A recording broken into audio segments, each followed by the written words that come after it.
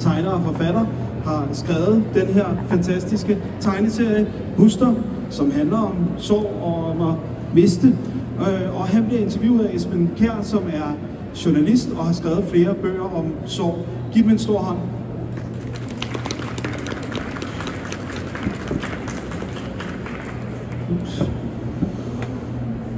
Ja, tak for det. Og jeg har egentlig lyst til at, inden vi kaster os over de mere generelle temaer, og starte simpelthen midt i bogen i et billede, jeg synes er enormt stærkt. Og altså, der kommer til at køre nogle billeder på de her skærme fra bogen, så I får en fornemmelse af, hvad tegneserien kan.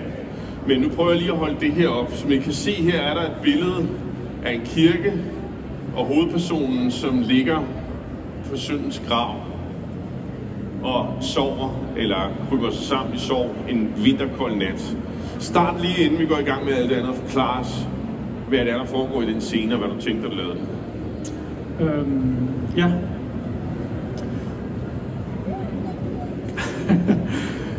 Det jeg havde med den scene var den afmagt, man føler. Den afmagt, man opgiver simpelthen livet på en eller anden led.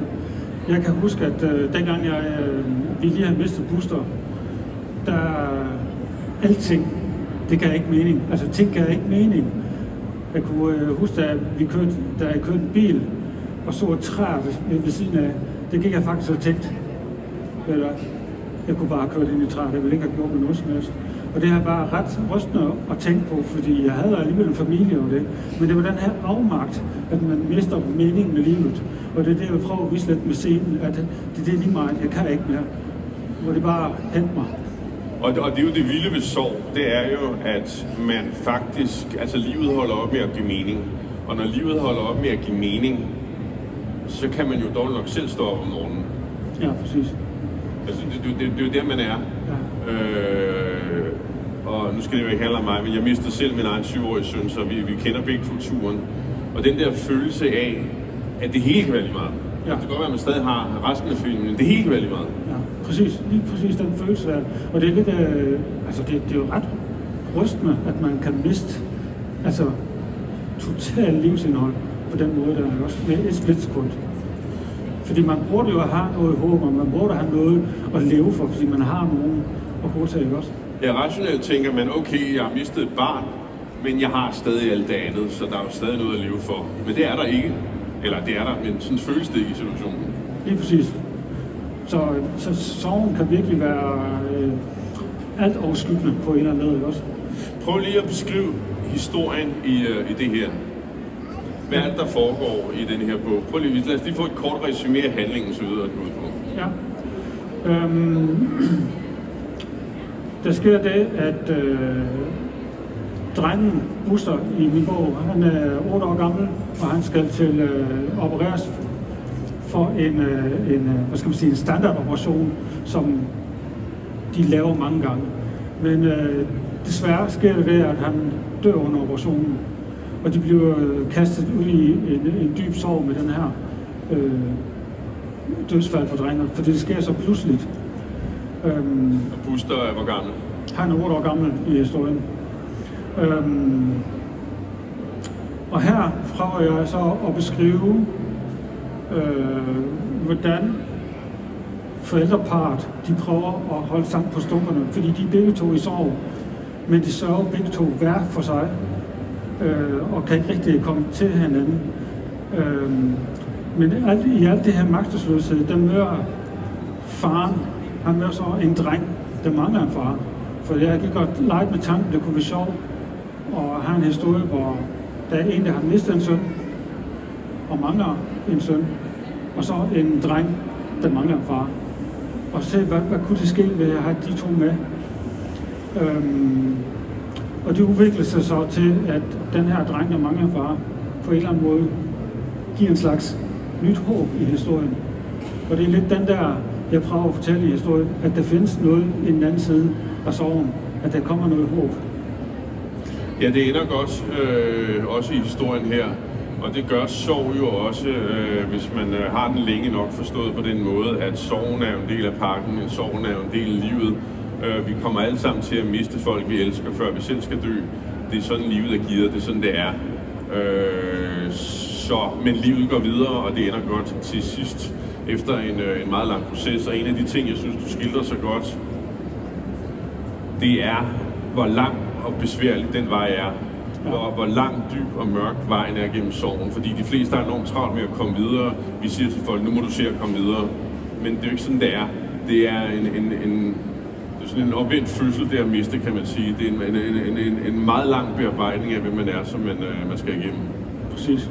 Og det var også for mig hvad skal man sige, en god mulighed at kigge på min egen sorg og dykke ned i det, fordi jeg har faktisk fortrængt min sorg.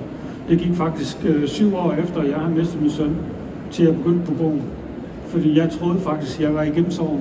Jeg havde den tanke, at jeg vidste jo ikke, hvordan en sorg var, så jeg har bare tænkt, jeg skal da bare op på hesten igen. Også at andre siger til mig, at du skal bare videre, ikke også? Og det var den måde, jeg agerede på, så jeg var hurtigt på arbejde igen, og skyndte mig at fortsætte med karrieren og alt det der. Og det endte jo med både stresssygemelding og en skilsmisse og alt muligt. Så til sidst, der kom corona, og lige pludselig ikke havde noget at lave, så dukkede historien op, så dukkede min sorg op. Kom sorgen op til overfladen igen? Ja, præcis. Så sidder man der alene og begynder at tegne noget, og lige pludselig ser man, hold op, hvad sker der her? Fordi jeg kunne bare mærke i brystet, hvad sker der her? Og det var det, jeg skulle arbejde videre med. Og det er jo det, der sker, når man undertrykker sorgen. Det er sådan en badebold, man forsøger at holde nede. Ja, præcis. Men den vil ikke blive nede, det kommer op igen. Ja, lige præcis. Det er det, den gør. Og det var det, der overraskede mig, at jeg faktisk ikke har overhovedet behandlet min sorg. Og det var først der, hvor jeg begyndte at tegne de forskellige scener og begynder at finde ud af, hvordan du læser. Og det var jo sådan, at jeg tog ind hver søndag og tegnede 8 sider. Jeg vidste, hvordan jeg skulle starte, men jeg vidste ikke, hvordan jeg sluttede. Så det var næsten ligesom at se en serie og sige, hvad sker det i næste uge? Ikke også? Sådan var det faktisk i skriveprocessen. Og det gik et helt år, så havde jeg historien på 170 sider, og kunne se, okay, det her, det er for vildt. Det skal jeg gøre noget mere af. Det skal jeg have tegnet.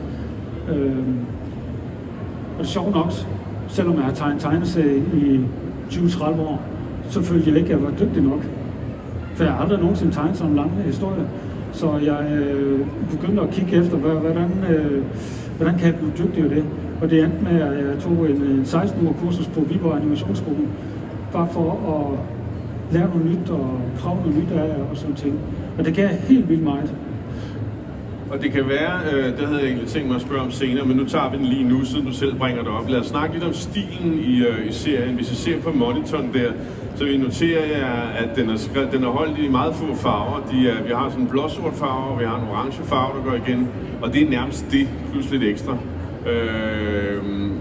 Så der er et meget, meget simpelt farvevalg, og til tider også sådan en næsten brutalt simpel streg. Prøv lige at forklare nogle af de kunstneriske valg, du har truffet omkring, da du sad der i coronanedlukningen, og sorgen kom boblende op. Så tænker du, hvordan oversætter jeg det her til min sorg til tegning? Det er sådan en tegning. Tit er det sådan, at når man tegner skitser, så har skitsen utrolig meget liv. Den har en eller anden. Og så kan det ske nogle gange, at når man går ind og rentegner det her, så dør tegningen, for så har du fjernet noget af det vigtige, som var i den skitseform. Der er noget vildskab, der kommer ud af skitsen, som ikke er der, når man sidder og polerer på det. Præcis, så det bliver et eller andet. Det er ligesom, jeg kan sammenligne med popmusik. Nogle popmusik kan virkelig være så rendyrket, så det er fedt at høre på, for det er sådan klar i lyden, men i længden, så bliver det bare kedeligt. Så det var lidt det der, da jeg var på Viborg. Inden jeg tog på Viborg, der tegnede jeg faktisk mest digitalt. Jeg tegnede på sådan en stor tegneplade, og så for den kan jeg viske og rette i. På Viborg opdagede jeg, hvor fedt det er. Viborg, der ligger en tegneskole deroppe, ja, det er animationsskole. Der lærte jeg så, at det med at lave fejl, det der med at lave en forkert streg, det giver faktisk en eller andet.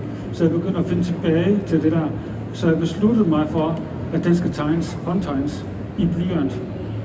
Og jeg lavede de første 30 sider, hvor jeg skraverede og kørte med blyant og kul og alt det der.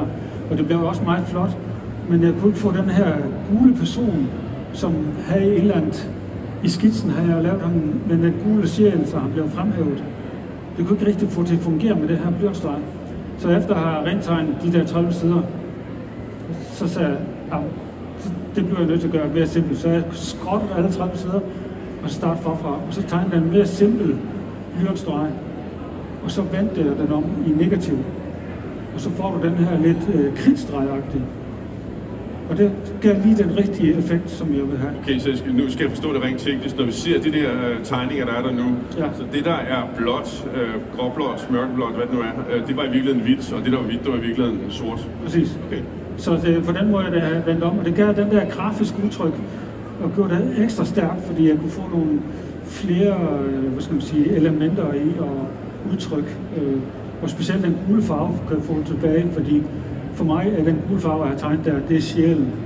Det er sjælen, det er hans sjæl. Mm. Fordi man har en scene, hvor han, lige hvor Buster han dør, hvor han står og har kigget på, og han står i døren, hvor hans kone kommer og henter ham ud. Og de står og krammer ud i gangen, men hans sjæl står stadigvæk i døren. Og det var faktisk bogstaveligt det skete, fordi jeg stod i 45 minutter og så på, hvordan de prøvede at genopleve min søn. Og da jeg efter 45 minutter stod der og kiggede på, der sagde jeg til mig selv, jeg kan ikke mærke noget. Jeg må være psykopat. Så jeg troede faktisk, at jeg var ikke skruet rigtig godt nok sammen. Men da jeg begyndte at lave bogen og tegne dødscenen, der gik det op for mig, der brød jeg fuldstændig sammen. Der gik det op for mig, at jeg har lukket ned. Mit system har simpelthen lukket ned. Og derfor har jeg tegnet sjælen, der står ved døren nu. Fordi jeg blev i rummet. Fordi du var adskilt fra dig selv dybt set. Præcis. Mm. Og det kan være, at vi lige skal, bare for klarhedens skyld, adskille dig fra historien. Fordi det er jo ikke din egen historie, du fortæller her i bogen. I bogen er det Buster, som er 8 år, som dør. Din situation var en anden. Måske skal du lige forklare, hvad din situation var, og hvorfor det ikke er den, du har lavet bogen. Ja. Altså, min Buster, han det var desværre kun 5 dage gammel. Han voksede ikke rigtigt, som han skulle, så han blev taget med kejsersnit. De fandt ud af, at hans spiserør ramte ikke mavesækken, så han skulle opereres samme dag. Så han blev opereret, og alt så faktisk fint ud. Og efter 5 dage, så hans blodtal så god ud, så han kunne flyttes ned til en neonatafdeling. Og lige inden vi skulle flytte ham, hvor han kom ud af respiratoren det hele, der pustede vi ham og vendte ham om, og der gav han en lille ryg. Og så skete det, at hele rummet eksploderede. Det blev skubbet til siden. Alt blev flået fra hinanden. Der kom en masse af læger, og så tænkte jeg prøvede at genopleve ham. Og vi blev bare skubbet til siden og stod der, hvad sker der nu? De viser sig efterfølgende, at der var nogle slim, der havde løsnet sig, og han i halsen, så han blev kvalt simpelthen. Og det var jo chokerende og traumatisk.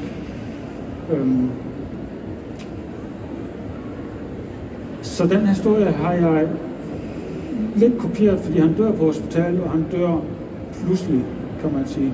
Men jeg har valgt at lave drengen i min historie 8 år, fordi der er jo nogen, der mener, at sorgen er ikke den samme, når det kun er 5 dage gammel kontra en 8-årig.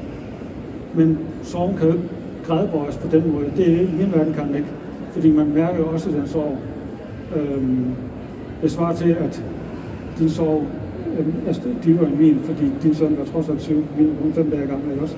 Så det er jo lidt den der, den vil jeg væk fra, fordi det er selve sorgen på manden, det vil tale om. Ja, nu er det jo ikke en konkurrence om, hvem der har det værst, som jeg plejer at sige. Nej. Og i det hele taget er det der med relativisering af sorg et kæmpe problem i samfundet. Så vi siger, om din mor var jo gammel, så det var forventeligt, eller i dit tilfælde godt, du ikke lærte din søn at kende ordentligt, og sådan nogle ting. Og det er jo fuldstændig vanvittigt at sige. Og vi skal væk fra den der idé om, at nogen sorg er værre end andres. Fordi den eneste grund til, at vi relativiserer sorg på den måde, det er dybest set for at få den til at gå væk. enten skyder vi den derop, hvor vi siger, det er helt vildt, det kan jeg slet ikke forholde os til, eller også siger vi, at det var forventeligt, og så skubber det er alt sammen et forsøg fra omverdenen på at skubbe sorgen væk, synes jeg i hvert fald. Ja, og det er også det, jeg oplever. Så derfor valgte jeg den her 8-årige dreng, men det gjorde det også nemmere med at skrue historien sammen, fordi jeg kunne bruge flere elementer i. Fordi jeg har brugt en veninde, har mistet trillinger, og hun skrev et fantastisk brev til trillingers far, hvor han var i sorgen, fordi de kunne nemlig ikke sove på samme måde, så hun skrev simpelthen, hvor han er henne i sorgen, fordi hun manglede ham. Så den her, og da jeg fik det brev, så tænkte jeg, må jeg låne det? Fordi det ville jeg gerne bruge i det her, for det forklarer fuldstændig den følelse, man havde efter en sorg, fordi man har jo godt nok oplevet det samme, og man har brug for at dele det, men man er bare forskellig. Man finder en forskellig partner, altså det er jo sådan, naturen er på en eller anden led, ikke? Også man kan ikke sove på samme måde. Så det gav mig den her mulighed at tage den element med. Og så kunne jeg også begynde at forestille mig, hvordan en præst vil have det, fordi jeg har en scene med en præst. Hvordan samler en præst nogle mennesker op, der lige har mistet deres barn? Altså, kan de gå hen og sige, at Gud er kærlig, ikke også? Altså, og alt det der, ikke også? Så det har jeg også en monolog med i at forestille mig det. Og der var jeg jo så fræk at spørge Preben Koch, om han vil hjælpe med at sige, om det er rigtigt. Koch er en pensioneret hospitalspræst, som er en stor stemme i sorgdebatten, ja. Og jeg var bare så fræk at kontakte ham. Jeg læste hans bog, Skæld ud på Gud, og tænkte, hold op, den er godt nok, den gav lige en forklaring på alt det her. Og han bor jo lige i nærheden, hvor jeg bor, så jeg ringer der lige til ham. Eller skriver til ham, han har lyst til at webstille. Og det havde han heldigvis. Han er meget gammel, synes jeg. Og ham fik jeg meget ud af, fordi den scene, vi snakker om i begyndelsen med, at han ligger ved graven, den havde jeg faktisk ikke med i begyndelsen. I begyndelsen havde jeg bare, hvor han talte med præsten, og så sagde han bare farvel til præsten, og så gik han hjem. Men da Preben han så det der, kunne han se, at det var noget, der ikke fungerede. Og så tog jeg hjem, og så gik jeg og tænkte, hvad vil jeg gøre, hvis jeg kom hen og talte med en præst? Så ville jeg selvfølgelig gå hen til min søns grav. Så jeg tegnede efterfølgende, hvordan han går hen til graven. Og så begynder han at skælde ud for Gud. Så skælder han, hvorfor skulle det her ske? Og han bryder sammen der. Og Prebens bog her er jo skældt ud for Gud. Og jeg har faktisk ikke skældt ud for Gud. Men lige i den tegning skældte jeg faktisk ud for Gud. Og jeg kunne mærke det. Fordi mit sprog har så været tegningen. Så for mig var det sådan helt, wow, hold op. Det fungerer faktisk, at man skælder ud for Gud på den måde. Og så tegnede jeg, hvor han ligger ved graven der. Og der efterfølgende er det jo, præsten blev lige prikket af englen og kom ud og redder ham, kan man sige også. Så det får lidt det guddommelige i det.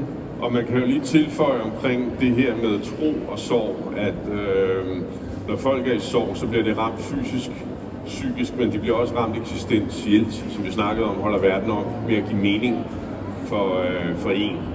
Og det eneste sted, vi rigtig har et sprog for alt det her eksistentielle, det er i troen og i religionen, og derfor er det tit det sprog, vi ender med at bruge, når vi skal diskutere meningen med det hele.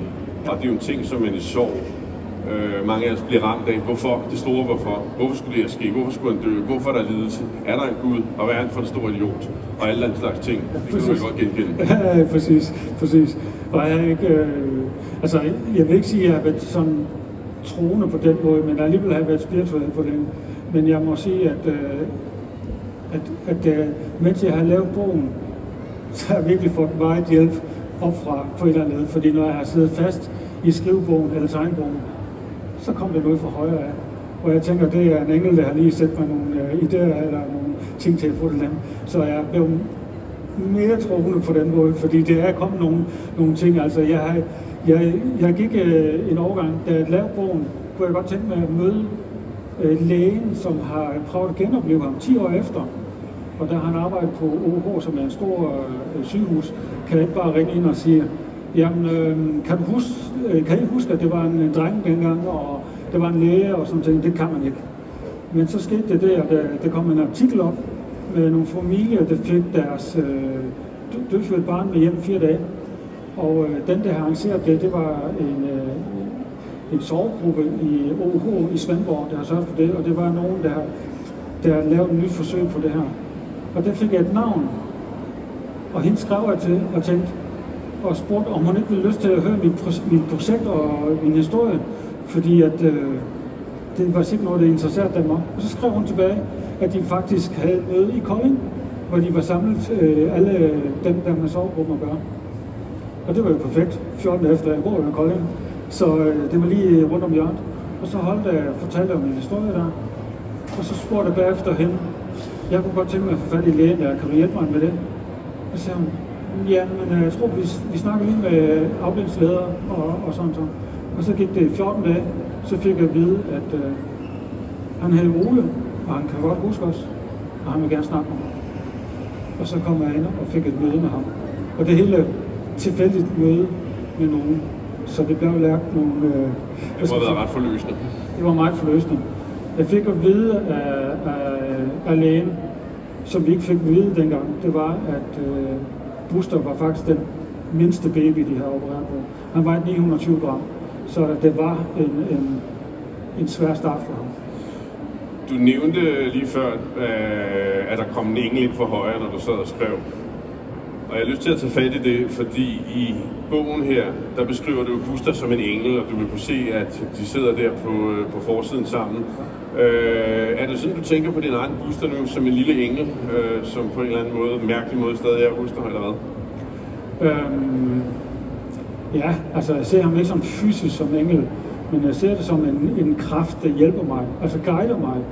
Altså jeg kan jo se, hvis der er nogle ting, jeg gør, altså jeg har sat mig for, nu skal du det her, og alt går forkert, så ved jeg, at det er nogen, der har smidt nogle sten ud foran. Så skal jeg lige trække mig tilbage, og så tænke over og sige, at det er nok meningen, at det skal gå galt, for det er noget andet, det skal fremover. Og så viste det sig, at det var meningen, at det her skulle, fordi det kom noget bedre bagefter. Så på den måde, så ser jeg ham som en slags skytsengel, kan man sige også. Og det er jo faktisk vildt at opleve, hvordan, når man slipper kontrollen, så sker det faktisk noget bedre. At man skal tørre at slippe kontrollen. Og det har jeg brugt for år at skulle at slippe. Men det har virkelig hjulpet med mange ting ved at slippe det. Jeg synes, hvis vi husker én ting fra det arrangement, så er det den sætning. Ja. Hvis man slipper kontrollen, så sker der noget bedre. Jeg ved ikke, om der er en tatovørsalon her, men hvis der er det, så gå hen og få det tatoveret et eller andet sted, fordi det der er det klogeste, som jeg har hørt længe. Når man slipper kontrollen, så sker der noget bedre. Ja, jeg ved ikke, det gælder med biler. Altså Teslaen kan vist godt køre selv og sådan det. Men jeg ved bare ikke, om det er sådan helt holder, ikke også? Det gælder nok ikke lige med biler, når man opererer maskiner og sådan noget, men i mange sammenhænge. Pointen er, at der sker alt muligt, når man ikke selv forsøger at hive det ret, men alligevel ikke også. Ja, præcis. Fordi hvis jeg tænker over de tidspunkter, hvor jeg har haft det allerdårligst, det er der, hvor jeg har prøvet at bibeholde kontrollen. Og selvom jeg kan se, at det går forkert, så har jeg bare bibeholdt det, og det har bare gået helt galt. Så det er det der med at slippe det, og så se, hvad sker der så. Det er i hvert fald mit råd. Det er det, jeg har oplevet med min bog. Og det der med at have Buster med sig på den måde som en lille engel, jeg har lige lyst til at nævne, nu ved jeg om del om det her, at det der med at have de døde med sig, det er jo faktisk det, vi skal med de døde. Vi er opdraget en kultur, hvor man skal sige farvel til de døde og se at komme videre, men det er faktisk forkert. Den sunde, usvungne måde at have et forhold til de døde på, det er faktisk at bære dem med sig i hjertet, eller på 1000 andre måder. Så det selv psykologerne siger nu, at det er den sunde måde at gøre det på, og det har man jo også sagt overalt i verden til alle tider, til alle tidspunkter. Og det er tydeligvis også det, du gør som en slags inspirator, en kilde, en kraft, som du selv beskriver, det kan jeg sagtens genkende. Ja. Det er faktisk meget befriende, og hvad skal man sige, lad skytsengel styre lidt på en eller anden måde, at bruge den døde, at stole på det. Men man skal lige over det, fordi vi er jo i et moderne samfund, der er alt kontrolleret. Alt er kontrolleret. Og det kan man jo se, alt skal styres, alt skal ind i Excel-ark og det hele, så vi lærer jo faktisk ikke at mærke os selv, eller lade os styre af det åndelige, eller hvad man nu kan kalde det, ikke også? Altså det er jo tit nogen, der er i krise, eller har brug for nogle svar, de griber jo til tarotkort og noget andet ting. Det er ligesom at fralægge sig ansvar på en eller anden led, men det kan jo også være befriende på en eller anden led, ikke også? Og jeg tænker også, at det er jo det, jeg bruger lidt, hvad skal man sige, Busters historie også. Jeg har jo Jeg har jo forestillet mig, at Buster skulle udkomme sidste år til bogform. Det var det, jeg havde planlagt, og jeg havde planlagt min økonomi og alt muligt til det, ikke også? Men det skete ikke, fordi at forlaget har jo brugt deres penge på det her, og der var ikke kommet nogen penge ind på den måde til at støtte udgivelsen af. Så jeg gik og tænkte, pokkers. Og så gik jeg igen og tænkte bagefter, vi må lige lade en slippe lidt. Og så kom der nogle støttepenge til at få en tryk på. Der kom 55.000 ind. Det er jo fint, det blev nemt finansieret. Det ville ikke have kommet før jo. Så det kom stille og roligt bagefter. Og så kunne jeg også se, at den udkom så til Tegneseriefestival Comics Copenhagen. Og der fik den meget mere opmærksomhed, end det ville have fået her. Så på en eller anden måde ved at give slip for det der, så kunne man se, ja, det var godt nok ærgerligt, at den ikke kom sidste år. Men så bare se, hvad den er henne nu. Ikke? Og det er jo lidt fascinerende, når man selv får leveret at forsøge at styre alt muligt, så sker der alt muligt for en alligevel. Og det minder mig om, jeg har også haft meget med Frederik Kokker, så jeg kan gøre, og jeg har også haft svært ved at slippe kontrollen. Og han sagde til mig, han gav mig en øvelse, han sagde, gå ud i skoven, det var foråret, gå ud i skoven og til alle anemonerne. Og hver gang du tæller en ny, så sig til dig selv, den har jeg heller ikke skabt. Og det er jo en meget god lille øvelse, som jeg har lyst til at give videre. Men lad os vende os mod resten af historien, fordi Buster dør, og mandens liv ramler fra hinanden. Hans kan ikke arbejde, hans ægteskab bryder sammen, altså hans liv er jo total opløsning. Præcis. Og det er jo sådan, det er for mange af os, altså det er, vores liv falder simpelthen fra hinanden. Ja, det gjorde hun også for mig. Ja, hvordan? Jamen altså, jeg prøvede at, hvad skal man sige, og holde kontrollen på et eller andet led. Altså, jeg blev skilt i 2017 og blev også fyret samtidig med det. Så det var sådan rigtig lort. Hvilke dele en konsekvens af sorgen? Ja, måske. Det ved jeg ikke. Men måske er det bare der, hvor Buster var inde og sige, du skal ikke fortsætte med det her. Det skal jeg ikke kunne sige. Men jeg blev selvstændig og fik noget mere tid til at lege med det her. Men det der skete mere, det var faktisk, at jeg var på et kursus, hvor jeg lærte at give slip. Og så var det der kom nogle ting op. Men det jeg prøvede med historien, er jo faktisk at prøve at følge min egen sorghistorie, fordi den er jo den del op i lidelsen, døden og opstandelsen. Og da jeg var godt langt hen i historien, der hørte jeg nemlig påskeevangeliet, og så kunne jeg se, okay, det giver god mening. Det skal jeg da også kalde med det, fordi jeg har lidelsen, og så har jeg døden, og så opstandelsen. Og lige da jeg skulle med opstandelsen, det var der, hvor jeg er nu, hvor jeg skal ud og fortælle om, hvor jeg er henne i min sorg nu, fordi det kommer jo en anden side, som man siger, ikke også? Og her prøvede jeg at skildre lidt, at jeg har grædt meget. Jeg har faktisk grædt meget. Og det der med at være i sorgen, det er faktisk det der med at være i sorgen og tillade sig at græde, det er faktisk meget helende. Det gør en eller anden ved en, ikke også? Og det har jeg brugt utrolig meget tid på at høre noget musik. For eksempel Radiohead. Jeg skal heldigvis til Radiohead-koncert.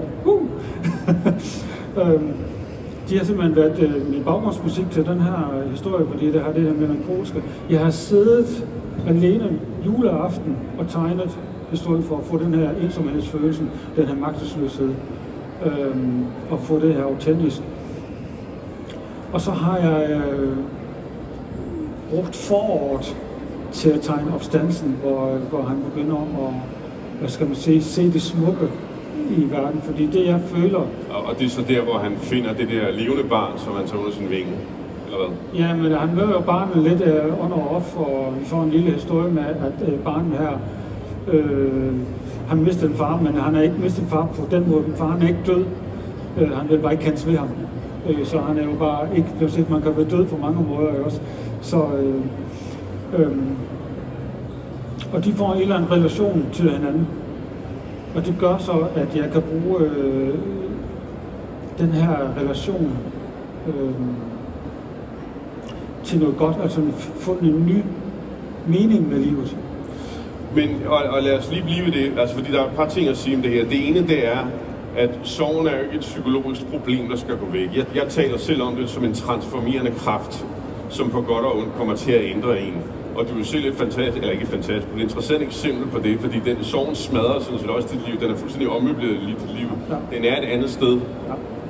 Du er et andet sted, end du ellers, et markant andet sted, end du ellers ville have været, hvis det her ikke var sket. Ikke bare i forhold til kærlighed til børn og sådan noget, men hele spillepladen er simpelthen blevet ændret. Ja, nemlig. Altså jeg plejer at bruge en metafor. Hvis du forestiller dig, at mit liv har været sådan en, jeg kører på motorvejen med 130 km/t op for Øjensborg, og der står jeg, og der sidder jeg og kører, og dem der kommer foran, dem giver også lys og dytter lidt, de skal bare flytte sig, fordi jeg skal bare fremad. På et eller andet tidspunkt, så punkterer jeg, og så kører jeg ind til siden, og så står man der er ikke noget hjælp at hente. Og så tænker man sådan, okay, jeg går lige bag i bilen, og der kan jeg så se, at de har den her reservehjul. Vi kender godt den reservehjul, hvor man kun må køre 60 km/t. Og den får fisket ud og får den sat på, og så kan jeg køre igen. Men jeg glemmer hurtigt, at jeg har den her hjul, så jeg ligger hurtigt over på overhandssporet igen med 130. Men da hjulet ikke er bygget til der, så ryster det hele. Det hele ryster bare i bilen, og man kan ikke se noget som helst. Så til sidst bliver man nødt til at køre af motorvejen. Og så når man kører motorvejen, så lige pludselig finder man ud af, hvor smukt det er for landevejen. Hvorfor kører jeg på motorvejen? Hvad har jeg så travlt med? Altså det er lidt som Peter Sommer siger, hvorfor løb vi? Vi kører gå hele vejen. Så det var lidt den der fornemmelse, jeg har fået med det her. Jeg har ingen grund til at købe motorvejen. Altså, hvad skal jeg nu? Så det har transformeret mig til at nyde. Jeg har ikke skiftet hjul endnu. Altså jeg går stadigvæk med den der 60 km/t hjul der. Og så nyder jeg simpelthen sommerfuglen og vejret og landskabet. Og det er simpelthen det har gjort for mig med historien. Og det illustrerer noget interessant, fordi sorgen bliver jo aldrig prisen værd. Altså du har fået en masse ud af sorgen, kan man sige, men det bliver jo aldrig prisen værd. Nej. Altså jeg ville hellere have haft min søn. Ja. Det er helt 100. Men da det ikke var en mulighed, så må man jo også omfavne det, der kommer ud af det. Præcis. Så jeg har en taknemmelighed. En taknemmelighed over, at jeg faktisk kan tegne. Og kunne tegne den her historie, og det er mit sprog. Og på den måde har det været det, som Maria Eid har sagt. Hvis døden har taget noget fra dig, så giver det tilbage også. Så det er min måde at give noget tilbage på det her. Jeg kan se dem, som læser bogen, der får mange gode feedback. Og nogle gode historier på, hvad de har oplevet, og hvad de har mærket, og de føler sig set i bogen. Så den er også ikke kun til dem, som har mistet, men det er også for de pårørende, fordi nogle gange så er det svært at gennemskue den, der har mistet, den sorg, den overvældende sorg. Hvordan skal jeg håndtere det her? Jeg har haft en, der kom hen til mig og sagde efter et foredrag, nu ved jeg, hvordan min bror har haft det de sidste 10 år, fordi han har mistet sin 16-årige drenge også. Det vidste hun ikke, fordi han er jo lukket inden af det. Men nu har hun læst bogen, så kan hun mere forholde sig til det. Og det der er nemlig rigtig interessant, ikke? Fordi da jeg selv læste bogen, så tænkte jeg, hold kæft, hvor er det stærkt. De her billeder, de siger simpelthen så meget. Jeg er jo et ordmenneske, så jeg skal bruge rigtig mange ord på at beskrive ting. Ja. Men der er jo det der med, at man siger, at et billede siger mere end 1000 ord. Ja. Og jeg blev mindet om den sandhedsværdi, der er det udsagn, da jeg så dine tegninger, hvor der var navnlig nogle af dem, hvor man bare tænkte, ja, lige præcis, det er lige præcis sådan der, det er. Og det kunne jeg godt have brugt 20 sider på at beskrive. Ja. Men der siger du det på en side, og det synes jeg var ret fantastisk. Og jeg kan høre, det er den samme reaktion, du får fra andre. Det er det. Det er jamen også, altså, den måde jeg godkendte en scene på, det var faktisk, at jeg sad selv og tude, fordi det kunne være, hold op, puha. Og når jeg holder foredrag og ser nogle af scenerne, så begynder jeg selv at tude, altså begynder at knække i stemmen. Det hænger stadigvæk i mig, selvom det er sket for 13 år siden. Så det er virkelig stærkt medie at arbejde med. Med en tegning kan man beskrive noget, som man ikke kan beskrive med ord. For det går lige som musikken, lige til hjertet. Noget musik går jo bare lige til hjertet, og det gør tegning også på den måde. Og det er jo det, der er med sorg. Det er en meget lidt rationel proces. Vi er jo for alt for meget oppe i hovedet som mennesker i denne her del af verden. Og det er vitterligt ikke der, sorgen bor. Og derfor har vi brug for et andet sprog, når vi taler med sorg. Og jeg synes, det her er et godt eksempel på, at man kan udtrykke sorg på meget mere direkte end med ord og med hovedet og alle de der ting, vi normalt bruger til at kommunikere med. Jeg har lige lyst til at vende mig mod, nu vi nærmer os også slutningen af det her arrangement, men jeg har lyst til at vende mig mod slutningen af bogen, som jo er, at vi har det der mand i opløsningen, men så møder han en dreng, som ikke er hans søn, men som han lidt tager under sin vinge. Ja. Hvad tænker du om det? Hvad er ideen om det? Fordi man kunne godt sådan, hvis man skulle være lidt ondskabsfuld, sidde og sige, du har behov for det ender godt det her, men det gør det jo ikke. Nej, der er faktisk en lille sjov historie med lige præcis den del der. Da jeg begyndte på historien, der var det først en leg, en tankeleg med at have de to figurer, at en far, der mangler en søn, og en søn, der mangler en far. Det var sådan en tanke. Så det var noget, jeg stillede op og sige, godt, lad os se, hvad der sker med det her. Men i den virkelige verden, der har Buster jo en storbror, der var 11 dengang. Og mens jeg skrev historien, så dukker der ikke en storbror op til Buster i historien. Og det var sådan lidt den der, hvorfor dukker han ikke op? Altså, det skulle jeg alligevel fylde lidt min egen historie. Så jeg konfronterede min store dreng med det her og siger, du dukker ikke op, og det blev jeg faktisk lidt ked af, fordi jeg vil ikke have, at du føler, at du udelukker det. Og der var han jo sådan, så god dreng som han var, han sagde han, far, det er jo din historie, du skriver den bare som det er. Da vi så kom til hans fødselsdag, som er her den 22. november, der kom de sidste 14 sider til mig, hvordan det skulle slutte. Og det var der, hvor han spiser is med drengen her, og drengen han så tager hjem, og England kommer og viser, England Buster kommer og viser ham verden, hvordan smuk den er, og de lander ved graven. Og så dukker drengen jo op ved graven, fordi han har nok luret på, at Buster han er død, fordi det har faren ikke fortalt. Faderen har ikke fortalt, at Buster er død. Han har ikke sagt, at han er ikke hjemme og kan ikke lege og det hele. Så drengen han dukker op og spørger til Buster og siger, at han kan ikke lege ved det. Det kan han ikke, fordi han er jo død og sådan ting. Og det er der, han rækker hånden og siger, at jeg skal bruge en far til næste fodboldkamp. Og da jeg fandt på den slutning, gik det op for mig, at min store dreng helt har været med. Det er ham, der mangler sin far. Så det var en slags minder om, at jeg skal huske at være far for min store søn også, kan man sige. Så en lille huskekage til dig selv der også? Ja, lige præcis, men også, at det var vildt, at der kommer sådan en 14 der til sidst, lige på det der. Men jeg synes også, den viser det der med, at livet går jo videre, og vi kan godt elske igen. Altså, vi får jo vores liv tilbage på grund af sorgen går ikke væk. Den er livslang, den bliver hos os, skatten også. Man kan sige, at sorg er jo sådan set kærlighed plus afstand. Så det går jo ikke væk, og det skal det heller ikke. Men det skal jo heller ikke fylde alting. Nej. Så det ender med at blive integreret i en, og livet går videre, og man kan få kærligheden tilbage og få andre relationer. Det er vel det, der er budskabet i den. Ja, det er det.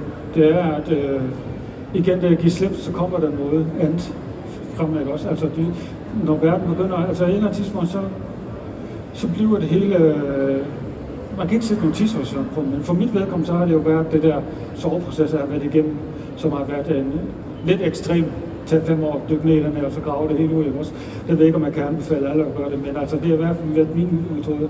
Og det har så været en måde at lære mig selv at kende også, fordi jeg har jo hele mit liv følt mig rastløs og ensom. På en eller anden led, ikke også? Men efter jeg skrev bogen, der er ikke rastløs mere, og jeg føler mig heller ikke ensom mere. Ligesom jeg har fået fat i den lille dreng i mig også, og fået ham lidt ud og så sige, prøv det her. Og det var det, jeg havde tænkt mig at slutte med at spørge dig om faktisk. Vi skal lige høre, jeg kigger lige over på teknikerne. Har vi en mikrofon, hvis der er spørgsmål derude? Det har vi. Så I får lejlighed, hvis der er nogen, der har lyst til at spørge om noget, eller kommentere eller et eller andet, så får I chancen. Lige efter jeg har spurgt dig om det her, som så bliver mit sidste spørgsmål, og du svarede allerede halvvejs på det. Det lyder som om, at det at lave den her, og udfolde din sorg kunstnerisk, har fået tingene til at falde på plads. På en eller anden måde. Kan man sige, at du har fundet fred med det hele nu, på en eller anden måde, du ikke havde før? Ja, jeg er faktisk så grov at sige, at jeg kan faktisk godt dø nu. Altså, nej, men det er den der, jeg har en hvad skal man sige, jeg har følt, jeg har skabt noget, og nu er det et værk der, så nu har jeg gjort det, som jeg skulle, kan man sige, ikke også, på en eller anden led.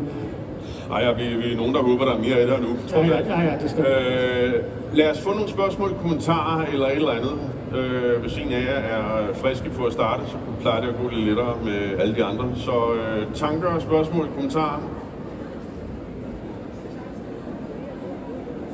Det er gravstille. I skal ikke være så generet.